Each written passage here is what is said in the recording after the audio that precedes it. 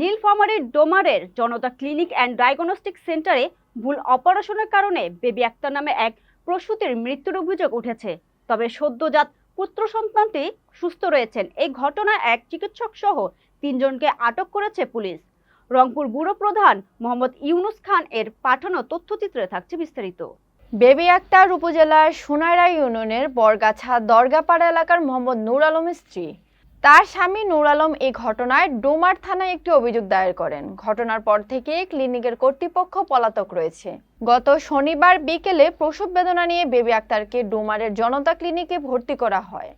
দায়িত্বপ্রাপ্ত চিকিৎসক ডক্টর রিজওয়ানা ইয়াসমিন পরীক্ষা নিরীক্ষার পর জানান, রোগীর পেটে পানি না থাকায় দ্রুত সিজারিয়ান অপারেশনের প্রয়োজন। সন্ধ্যা 6টায় সিজারের মাধ্যমে একটি পুত্র সন্তানের জন্ম হয়। অপারেশনের সময় উপস্থিত ছিলেন ডক্টর রিজওয়ানা ইয়াসমিন, ডাক্তার নিহার রঞ্জন এবং ওটি সহকারী বিপুল সরকার। কিন্তু অপারেশনের পর রোগীর অতিরিক্ত রক্তক্ষরণ হলেও কোনো কার্যকর চিকিৎসার ব্যবস্থা নেওয়া হয়নি বলে অভিযোগ রয়েছে।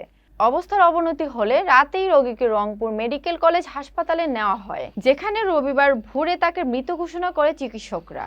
উত্তপ্ত পরিস্থিতি ও প্রশাসনের পদক্ষেপ।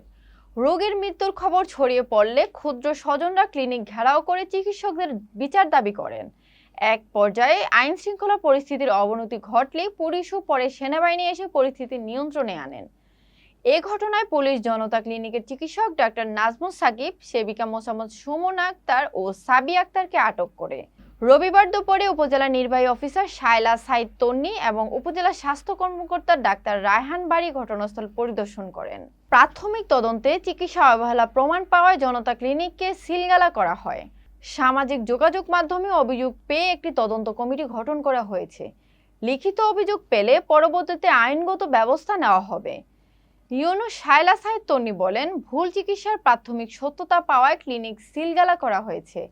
বিষয়টি আরও তদন্ত করে আইনানুগ ব্যবস্থা নেওয়া হবে। ডোমার থানার ভারপ্রাপ্ত কর্মকর্তা মোহাম্মদ আরিফুল ইসলাম অভিযোগ ও 3 জনকে আটকে বিষয়টি নিশ্চিত করেছেন।